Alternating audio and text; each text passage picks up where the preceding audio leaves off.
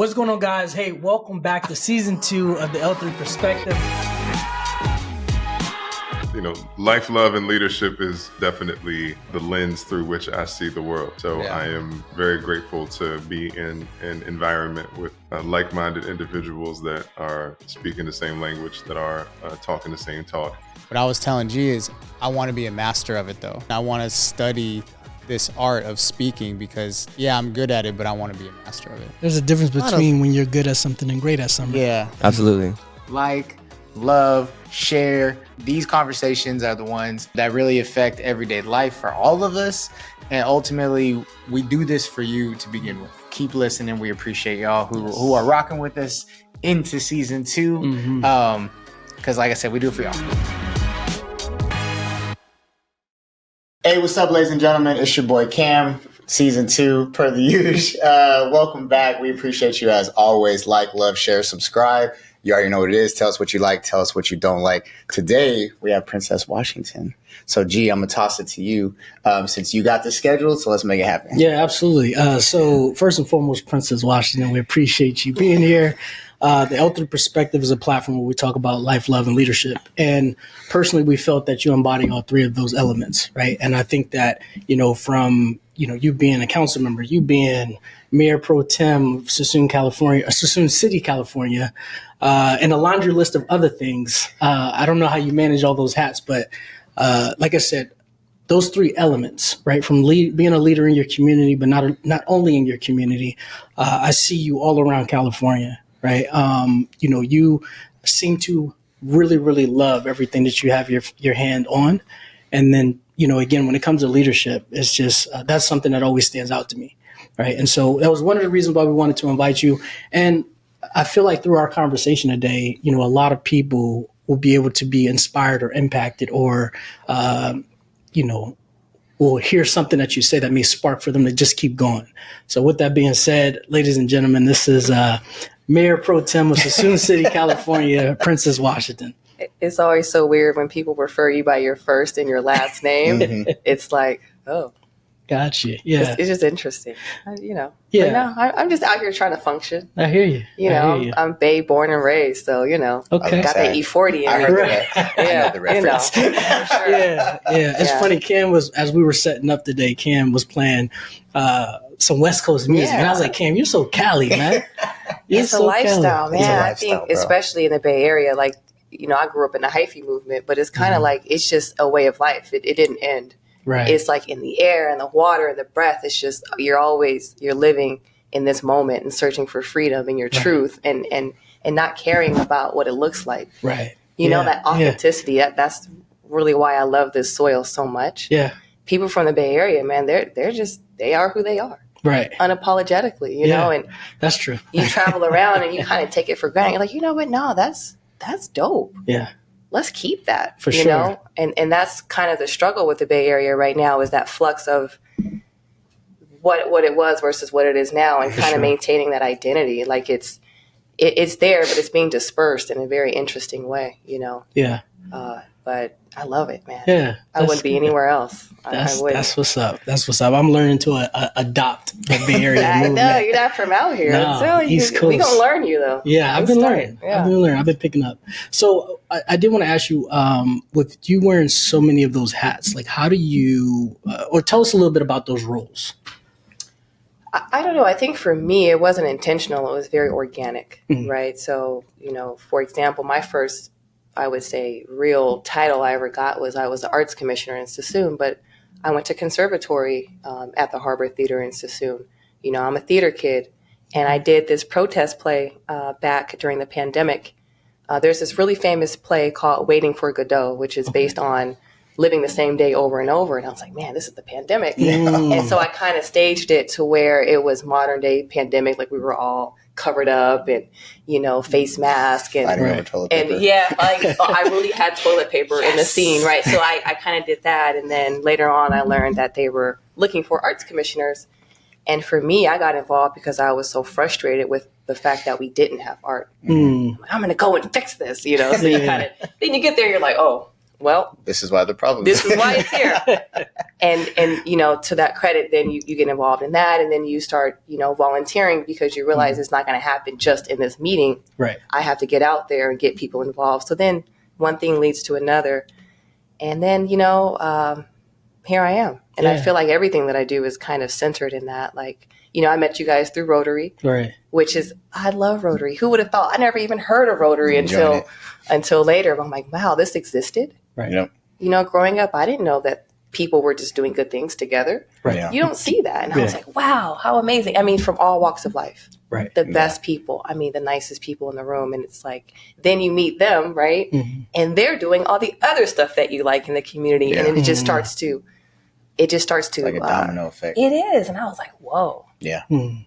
It's like the Illuminati for good. Yeah. Right. For real. I was like, what? They're everywhere. And then you start to like, wow, people who care do exist. And it just rejuvenates what you're doing. Right. Right. You start to feed into one another. Like, and that's why we're here on this couch. Right. Mm-hmm.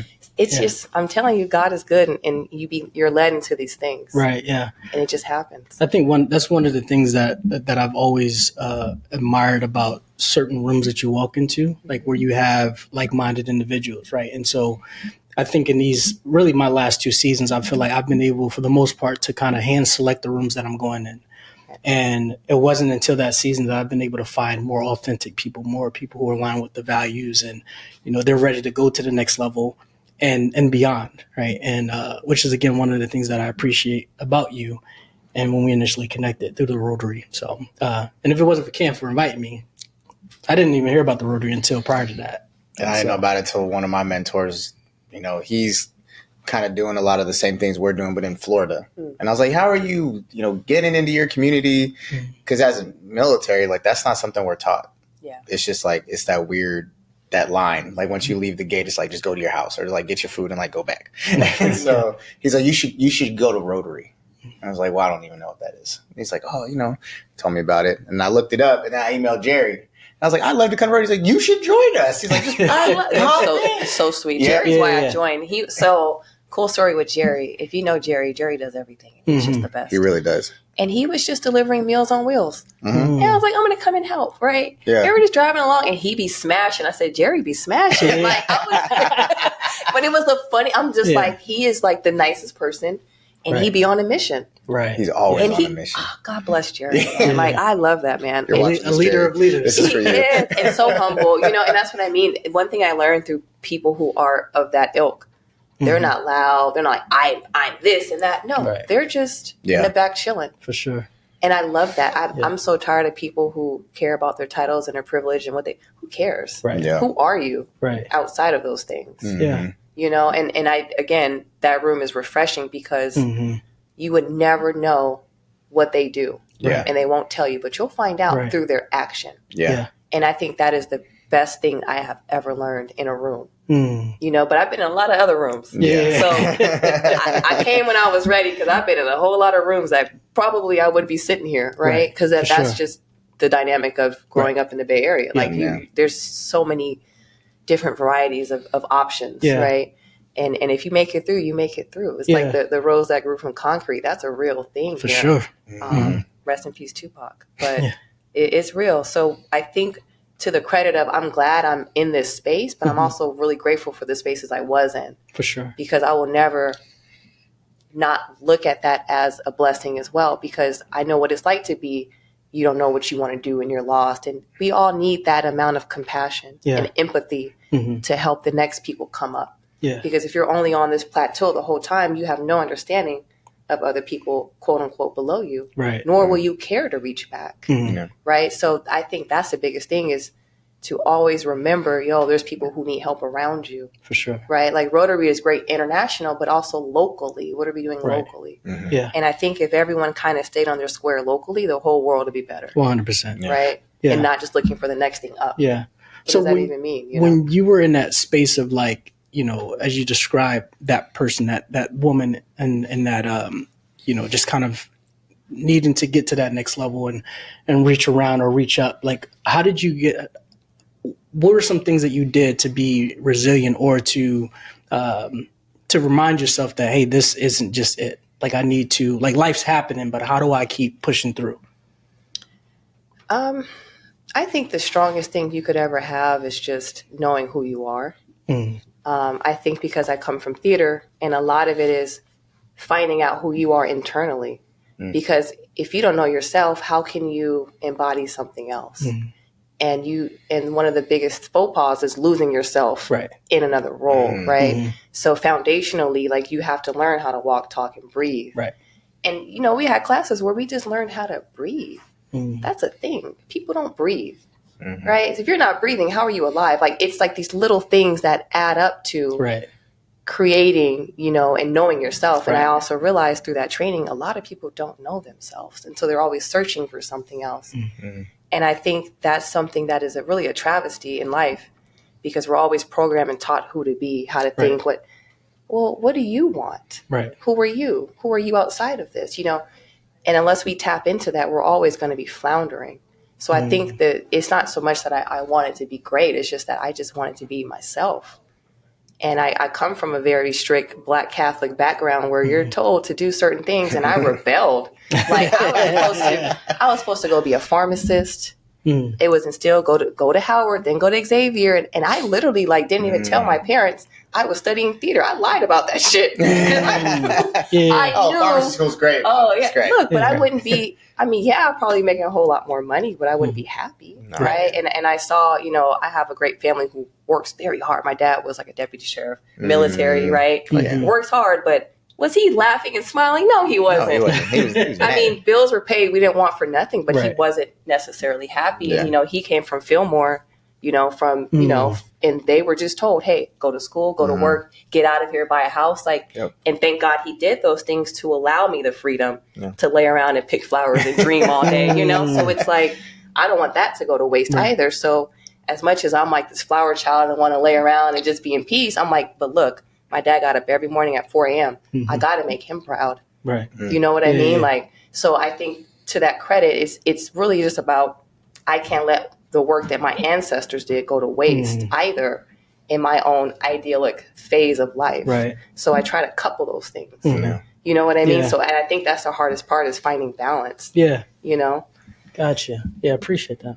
That's something I talk about, like, are you talking about, like, honoring your ancestors? Because, like, single mom, you know, single mother, only child, my mom made a lot of sacrifices. And so I always talk about, especially in my house, is how we will break like that, because like there has been no generation of Messias that were doing well. Everybody was a check to check, you know, living like not to the fullest, but just surviving. And we will not be those people.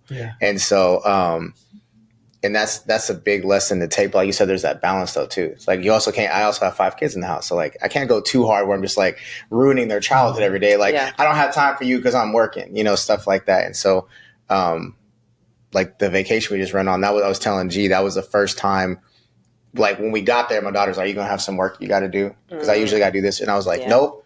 I cut everything out so we could just hang out, and like, and it was nice because everybody that I was working with also like cut me off, because I'd be like, "Hey, how's everything going?" They're like, "Aren't you supposed to be at a luau or something?" And I was like, "Well, I'm just checking in." They're like, "Bruh, we will be here when you get back." And that's it. And that was really nice because that was the first time I think in the last 18 years that's actually happened. It's crazy. You work all that hard just for that. Yeah. Just for those moments. And that's the thing. You can't get them back. Facts. You know, but, you know, it's interesting that you bring up the whole generational thing. We also have to give our ancestors and ourselves grace, and knowing that this was a system that created that too. Yeah, for sure. Right. And the older I got, I'm like, wow, like it was intentional why we lived here and didn't live there, why we had this job. Like my grandfather was a college graduate in engineering, right, at LSU. And, you know, he grew up in San Francisco, and no disrespect, but he was a janitor, the head janitor. He was a janitor. Yeah. That was his limitation because, you know, that was the ceiling. They're not going to. Exactly. So it wasn't that he wasn't capable. It's that he didn't have the options. Yeah. My biggest frustration now is that, you know, to quote Lil Wayne, no ceilings. What are we doing? Right. So that's the other caveat to that is we do have these systematic things against us, but what are we doing to counteract? So if you see the train coming, what are you doing to get out of the way of the train? Correct. Right. So I think that's the other piece that's missing right now is we're in the best position we've ever been, the best in times and worst of times. Right. Yeah. But look, I'm free. Yeah. You know, I mean, we couldn't vote. Now I'm making votes. I mean, that's dope. Right. Yeah. So how do we capitalize on those things? Or how do we empower people to see the ceiling is only in your mind. The prison is in the mind, not in the physical sense. Right. Yeah. Yeah. And then once you kind of dismantle that thinking, what are you going to do with it? Right. Yeah. Right. I mean, all the potential right now that we have, I mean, you can Google anything. The library, the resources, we couldn't even read they wouldn't let us read, bro. And we don't even read. We just TikTok. No offense. I love TikTok, but it's what are we doing now that we have all of this at our fingertips? And that's the other side of it now. It's getting through that, letting go of the old mentality of hindrance and the shackle that we kind of now, I don't want to say we put on ourselves, but you know, we don't take it off either. Yeah. That's the hard part. No, yeah, I feel you. And even, you know, in talking generational, last week, Cam and I were teaching a financial literacy course, and, you know, we were trying to instill in them the mindset behind your perspective on wealth, right? And if you can see it in your mind, you can really, truly hold it in your hand. And like what that looks like. Yeah. And, you know, something that we often tell our kids is kind of that same thing. I know for me, being from Philly, you know, I have 4 kids, 3 boys, 1 girl, right? And all of my generations have been in debt. And so what I was telling the class is that, you know, when I found that there was information out there about finances, like I ended up falling in love with it.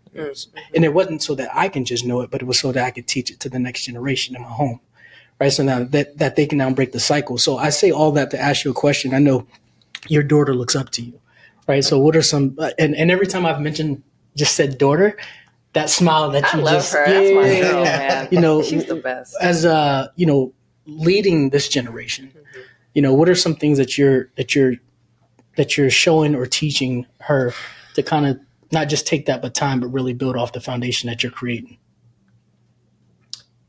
You know, one thing that I think is very important that wasn't allowed in some cases, you know, due to systematic reasons, children weren't allowed to be kids. Right. I want my daughter to be a kid. I don't want her to have to worry about this, that, and the third. You know how you be nosy listening to grown folks, but I don't want her to have to worry about that. Like, I want her in her little dumb bubble where she's just watching Ryan's World and everything is okay. Like, that's how it should be, because the world is going to happen. Right. I can't stop the world from happening, but I can delay it and prepare her for it within my own control, right? For sure. Yeah. And I think that level of development is important foundationally because you develop most, I think, in first 6 years, they say? Something of that, right? You know, love, nurturing, growth, you know, teaching her I'm trying to teach her about God. Like I was like, wow, God, how do I teach her about you? That's like a whole nother thing. For sure. And you realize the charge of teaching her these fundamental things that will last her. If I die tomorrow, how will she be? How will she remember me, right?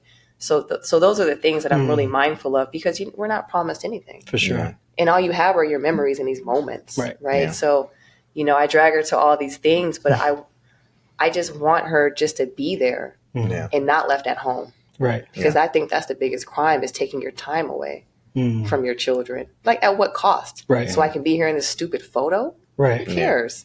Yeah. Yeah, it looks nice. And I get like the purpose behind it. But again, at what cost? Because everything comes at a cost. Like, that's just the reality. For sure. Right.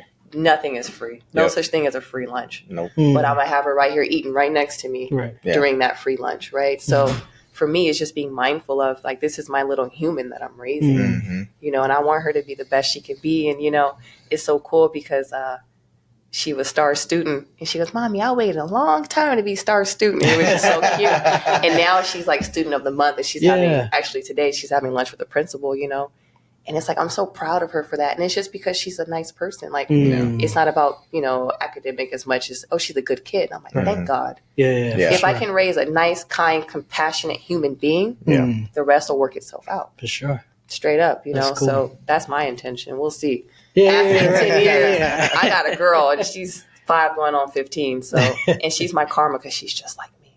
God help me. I called my parents. I said, I'm sorry. I was always asking y'all questions and challenging you. Like, I was terrible. Now I see why they were mad at me. Like, Yeah, now I get why you called it talking back. I thought I was just answering you, but no, you're talking back. Shut up. You know? There's one in my home too.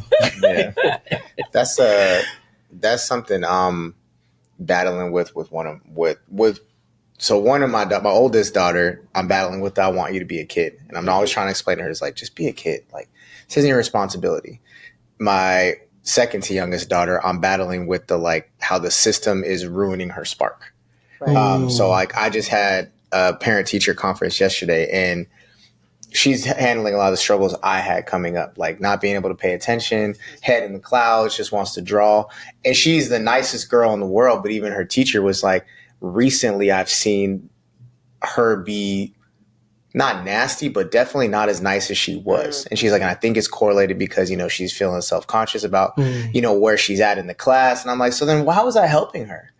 You're literally turning this beautiful little person into like angry almost because she doesn't do math as good as the other kids in the class. Like, is that really fundamentally what we're trying to impart on our children?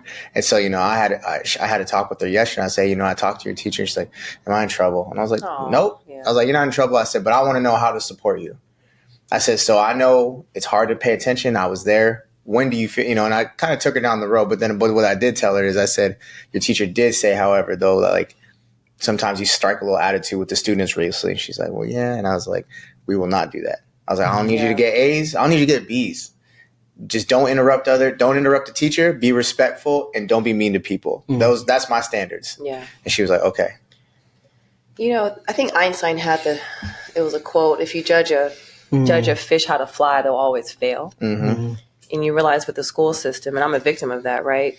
You don't have the mechanisms in place to really adapt to the child itself. Correct. It's just a generalized thing. Yeah. And what comes to mind is, we don't have art schools. Like, she should be in art school. And that's one thing me and her mama talked about. Is like, if she could be in an art school she'd probably be a straight A student because that's what she wants to do. But then we have a society that doesn't value art. And so they think it's a waste of funding. And so they won't put money behind it. And they would rather this child crumble in undue pressure. Correct. Right. And that's the struggle that I dealt with because, I had a terrible time. My parents were getting divorced. My Aunt Shane died, and I was really depressed. I wasn't getting up and going to school. Yeah. Mind you, I always had good grades. Yeah.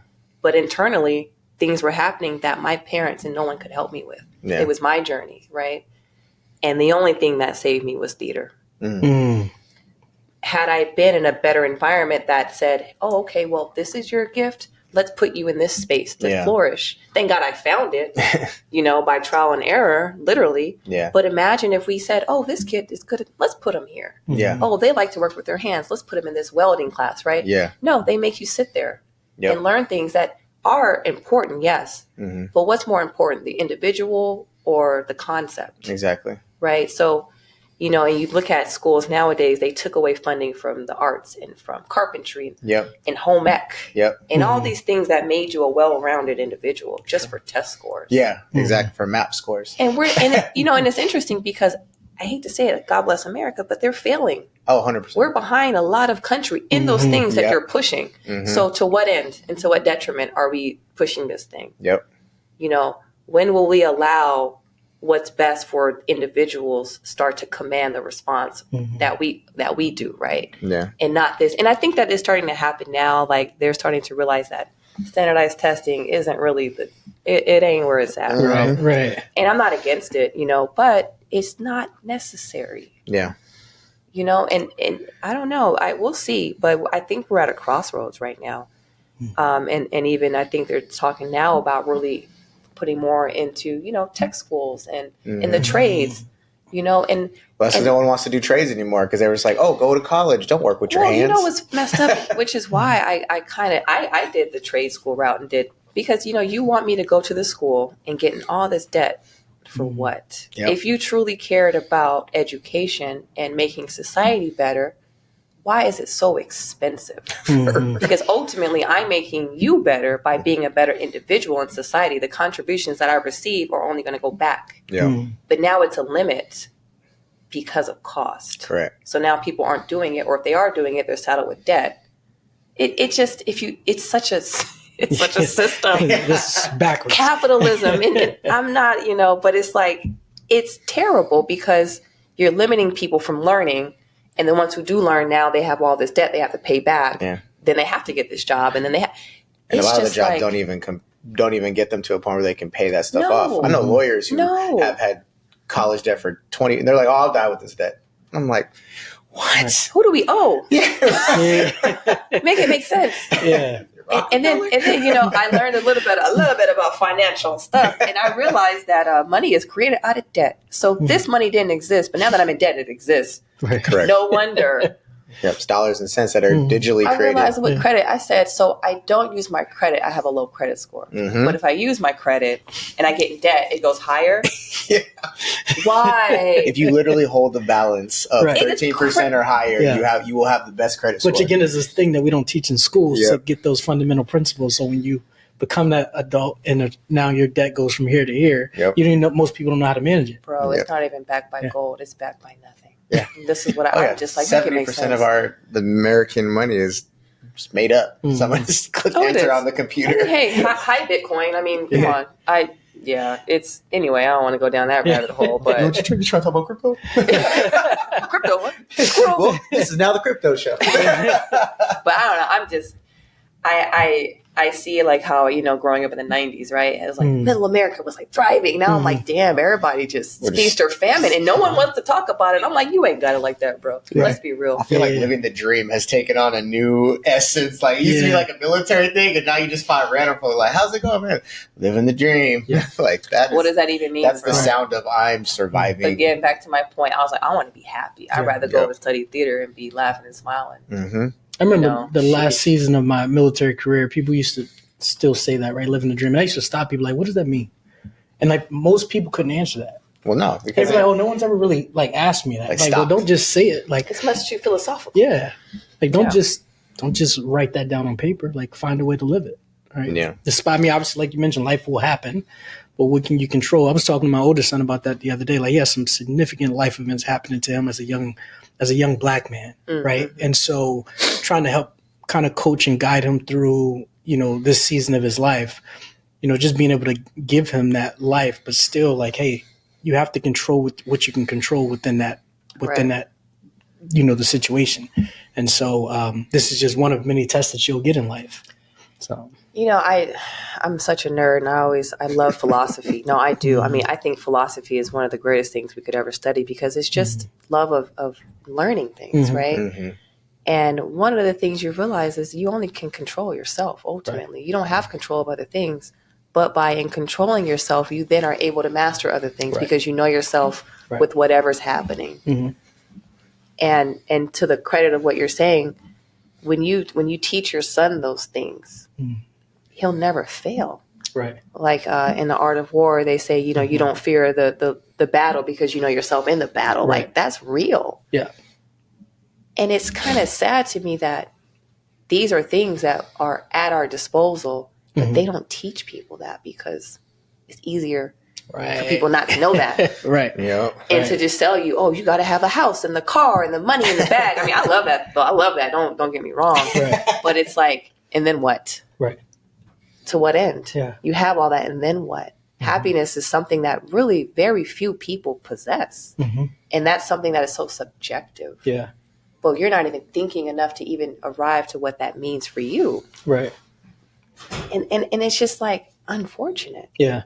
And I think even the happiness piece, like, it's most times or oftentimes is not connected to joy, right? Because the happiness just kind of comes and goes. Yeah. Right. And I think being able to really feel that joy and that peace in your heart, like that's, to me, that's the ultimate goal of success. But even knowing that that's fleeting, you're not always going to be happy. Right. And that's the caveat to that too. Is like, emotions are fleeting. I think the greatest thing we could ever achieve, and this is any individual, is peace. You can have love and not have peace. You can have money and not have peace. Right. But if you have peace, you're okay with everything. Right. Right. And, in this current age that we're in, everything is centered around violence. Everything that bombards you is violent. Right. It's intrusive. There's no peace. And I think that's intentional to a degree. Yeah. Right. And it's really sad because we're robbing people of the greatest thing that you can ever have. And we're telling you that there's other things that are superior. Right. When it's not. Like, there was this long time, all this, I'm making money though, but I got money, but I'm paid. I'm like, okay, and then what? Right. Yeah. Yep. Because that comes and goes, man. You can't take it with you. On top of that, how many rich people, they got all this stuff, and then you got an estate sale, and they just taking all your stuff, or your kids blow it off. Yep. I mean, not to get too religious, but King Solomon, I mean, if you read what he went through, I think it's Ecclesiastes. He's like, I have all this, but nothing's greater than the joy of my work, and to eat and live and breathe and have a good meal. That's the greatest thing. And this man had the supreme knowledge and everything you could ever want. Right. So again, I'm trying to find that, because even with all the work I'm doing, if I don't have peace, what's the point? Right. And everything is interesting, because when you start to do the work, no good deed goes unpunished. No. Everything strives to take your peace. Oh, man. And then I have to check myself, like, nah, nobody can take that. You have to find it again. Right. And that's the journey, I think, is not losing that, because everything tries to rob you of your joy and your peace and your sanity. Like, it's real. The battle is not of the flesh, it's of the spirit. For real. And the devil is real. Yeah. And alive and busy, and it'll come in a form that you didn't even think it could. Right. It'll come. Right. Yeah. It'll come. Hard truth. What good is it to gain the whole world and lose your soul? And that's always the big thing, I think, when you are just active. Right. That's where I'm at. Look, Good. give me my peace, man. I love it. I'll try to chill. There's these days, there's also an aversion of people who hold you to a standard. Oh, it's stupid. Yeah, like I talk to G about this a lot. Is I have so many people who I care about and I want to see win, but I have had to just be like, you're over there now, because when we have conversation, I try and have those conversations. Like, what brings you peace? Like, what is the goal?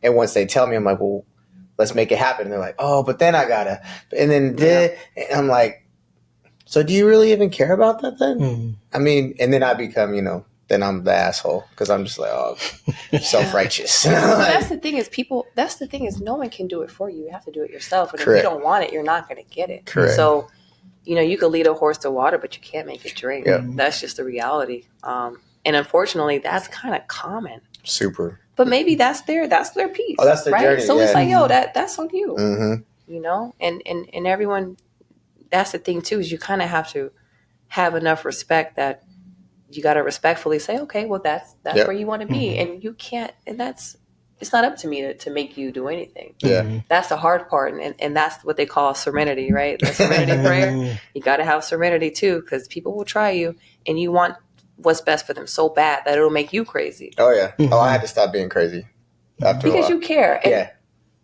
But that within itself is exhausting. It's super exhausting. It's so exhausting. I'm the oldest I have two younger sisters, and I love them. I want what's best, but I have to respect. They have their own journey. That's their thing, yeah.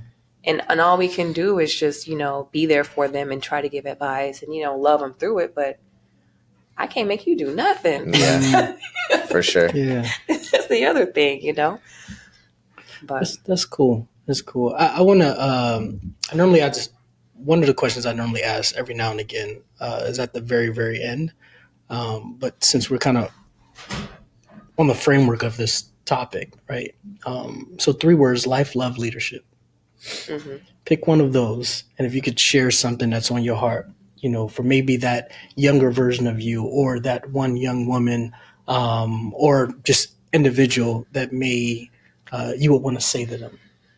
Well, I remember I'll choose life. I was talking to my grandmother, and I love her. God bless her. She's like 89 now. And, from the South, very simple. I mean, salt of the earth.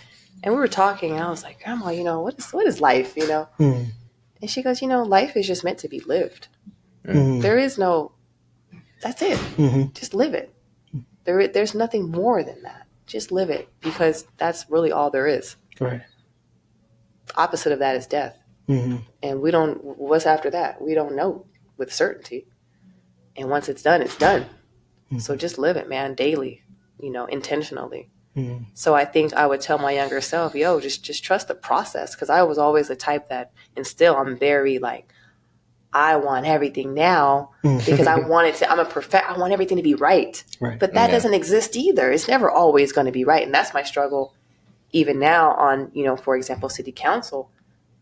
I want everything to be right, but there's 20 things that's going to lead to it even being mediocre. Right. Yep. There is no such thing as things being right. Yep. It's always going to be a work in progress. So it's like, just trust the journey, chill, breathe, and it gets harder. The more you know, the harder it gets too. Yeah. Because you're like, well, you start to just realize, this is not right. Yeah. How do I make it right? And that's the struggle. And I just tell God every day, well, God, I tried. If I can say, I tried my best, that's all I can do. Yeah. And I have to realize, this weird, I'm not anyone's savior. That doesn't exist. We can only save ourselves. And in hopefully doing so, we can ignite others, like you mentioned earlier. Like, by living in your light, you give others permission to do the same. And living in your truth and your authenticity. And to the credit of what you were saying earlier about how people view you as this or that, or what does that even mean? If you cut me, I bleed, bro. What's the difference? Or why do you think I'm different now because I'm doing this? I'm still the same person. I may have grown, but I don't change. And if I did, that would be the biggest travesty. Right? And that's what you see with people in leadership, especially politics, is you have to be perfect. And I have this photo. Let me hide my drink that I'm drinking. Why? I swear, no, it's a thing. They literally will tell you, hide your drink because heaven forbid you're human and you like wine. Right? And so it's like this, I get it, but I think in this new generation of where we're at, no, we want authenticity. We don't want cookie cutter perfection. Clearly it's not working. Right. And it's fake because you see all the stuff that comes out from that suppression. Right. Right. Yeah. I mean, they be doing crazy shit behind the scenes, right? I'm like, look, I got my champagne. I'm chilling. Sorry. I'll take the L. But it's like an implosion of perfection. We got to get out of that. What is that? That's not human. Like and it will exhaust you and deplete you. No one's perfect. Yep. It's boring to be perfect. Super who cares? Boring. Yeah. Lord, let us just be who we are. And I think that's the greatest gift because we're all manifestations of God, but you're the only manifestation, the only reflection with what you have. Like that is a beautiful thing, right? There's only one of you, one of me, one of, and we can emulate and we have some similarities, but ultimately we're all have our own fingerprint. Yeah. Why are you trying to burn it off? Yeah. Sheesh. Yeah. Now they're going to be chipping it. Boop. Nah, that's good. You have anything as we gear up to close up? No, I mean, this was deep. Yeah. I like it. And again, I mean, she's one of those people that I believe, we could sit and talk for 3 hours straight. Yeah. Right. And again, like I mentioned, in watching you move a little bit from the outside and, you carry it. One of the things that I admire about you is that you seem to truly know who you are, know where you've come from, and are not afraid to be who you are, but still be the person who's grown into the woman that you've grown into. Right. And most people can't counterbalance that. I don't know where I'm going, but hey. The caveat is, where the hell am I going? Right. No, I'm just kidding.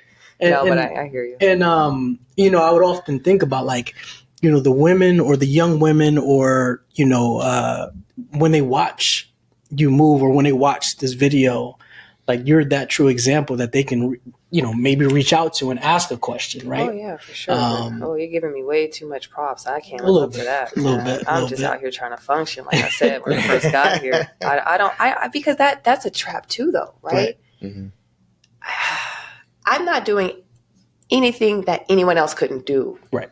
That's the thing too. Yeah. Anybody can do. Anyone can volunteer and go on Rotary and run for election or study theater or read books, whatever the case, or have a baby, whatever. Yeah, talk your it's talk. Nothing different, but it's true. It's nothing that no one else couldn't do, right? Yeah. You just have to want to do it, and that's if that's the message. You could do what I'm doing. I ain't doing nothing special. I'm just sitting on the couch talking, right? Having my coffee from the Bay Area, making my way downtown. Making my way downtown, walking that right. I don't know, but I do think glory be to God that everything you've done brings you to these things. So I will be a lie if I didn't say I'm blessed because I made it through. Yeah. but it's not easy. Like, you know, I'll be real. Before we started talking, my mother's in a hospital. Right. Things are happening around. That's just life. Life happens. Look, my rent's due on the 1st, just like yours. Right. I hope I have enough. Right. Prices are going up, you know? So and I think that's the biggest crime that people do is they make it like it's so easy. Like, no, I struggle. You know, I mentioned before, I struggled with depression for years. Right. Like, I was like depressed. I'm just like, thank God through, you know, working through yourself, I'm not that way anymore. Right. But I'm still prone to it. I get so sad by things that I see and I can't help people. Yeah. Like homelessness. Right. God, I feel so sorry for people. Yeah. Now I'm on council. They yelling at me about people being homeless. And I'm like, because they have nowhere to go. Right. Yeah. I wish I had a magic wand and I don't. Yeah. And I think that's the hardest part is you think that you're in a position to do and you're still powerless to a degree. That I struggle with that a lot. Like, you know, real talk, I ran for office because I really wanted to resuscitate the theater where I live. Yeah. It is difficult because it requires a lot of money that we don't have. And I'm like, dang, I did all this and I'm still not able to do it. Right. Yeah. And only because I want the kids to have what I had, this space to escape to and draw in peace and not be yelled at because your head's in the clouds. That's how innovation is made. Yeah. Right? Your daughter has a gift where she's able to connect. Yeah. To higher realm, and she draws doesn't so much better resonate than down I do. here, right? So it's like, that's what I want. And I did all this and I'm still not able to do it. That's so frustrating. Yeah. Yeah. That's the hard part. So again, I struggle. It's just a different type of struggle. Right. But I realize we're always going to struggle. What did Jay-Z say in Fuck Up the World? He was like, the bars don't struggle and the struggle don't stop. Real 100%. talk, bro. Like, let that be the anthem. 100%. I mean, so again, yeah, it's cool. Thank you for the flowers, but I haven't done anything. And that's also my plight. Like, damn, I ain't did nothing yet. The things I want to do ain't done yet. Right. Will they ever get done? That's what keeps me up at night. Right. Right. And that's the struggle. And I think when you care so much, that's also your plight. It's just because you just care and you love it. And you want it to be a certain way, but you're in the world and it requires all these other things that you don't like. I'm not a millionaire. Right. If I was, I'd probably be broke because it would be going to all these things that I want to see happen. And it's so hard, Right. you know, and then you rely on this network of philanthropy and things, but the way how the economy is set up now, right? So Yeah.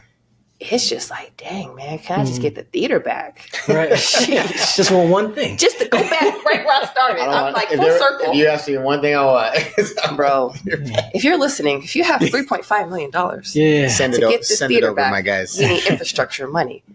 And federal funding is not coming through, right? So it's just, and government doesn't save you. So that's the thing too.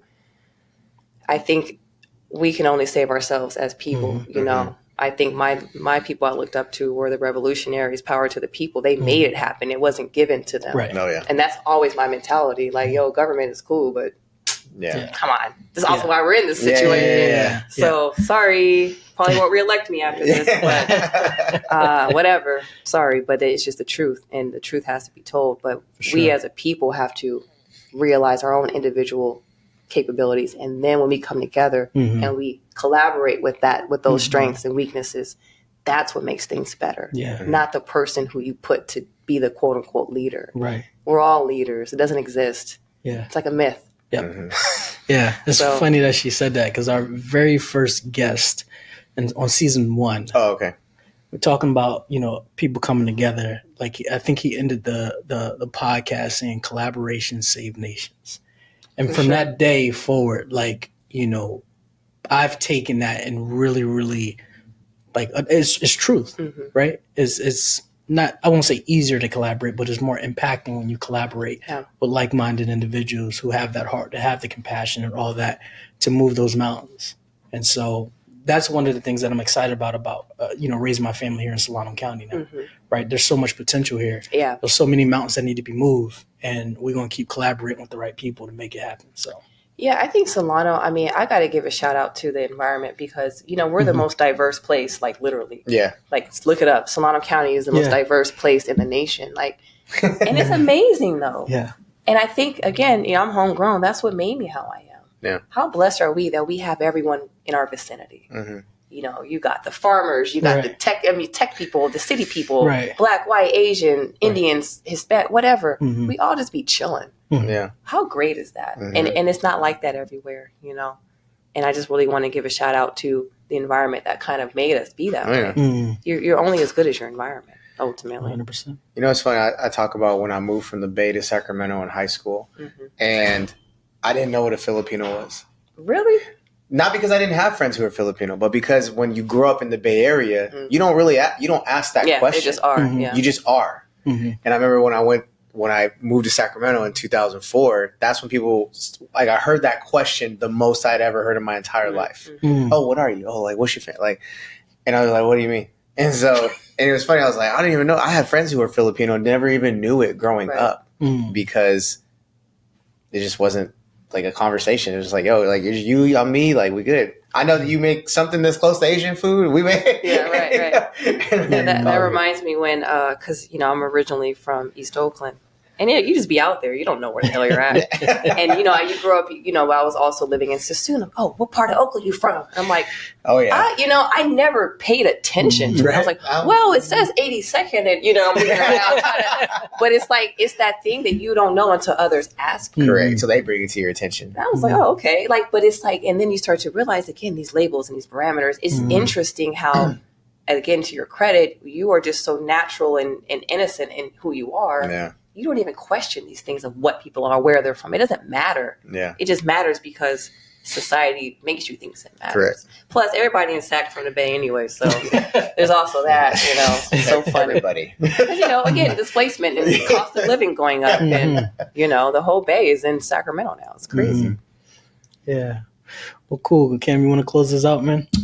Sweet. Or, go ahead. So tell the listeners where to find you and any of the projects you need them to vote on, or if you have $3.5 million to donate to infrastructure. Don't find me. No, it's actually crazy because my stuff is public, which is like people just be calling me. But I noticed that.